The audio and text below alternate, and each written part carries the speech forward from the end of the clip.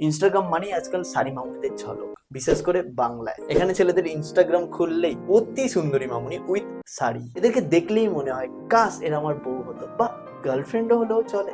এত সুন্দর দেখতে, কাশ এ আমার ঘরের লক্ষ্মী হয়ে আসতো। সব রিলেটিভরা অবাক হয়ে জিজ্ঞেস করতো, কিরকম তোর ভাগ্যে জুটলো এই সুন্দরী। সব ফ্রেন্ডসরা জেলাস হতো। আমিও রাতে শুয়ে শুয়ে ভাবতাম, সাবাস একটা বউ জোগাড় করেছি।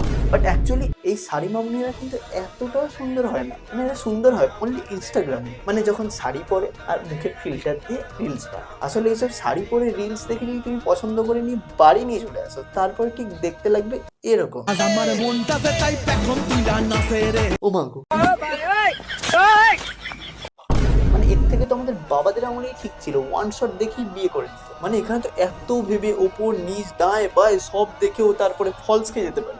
মানে ছেলেরা যাবে না কোথায় বলো তো? ইনস্টাগ্রামে তো একটা জায়গা আছে যেখান থেকে বিয়ে পছন্দ করতাম, সেটাও দেখছি বন্ধ করতে হবে।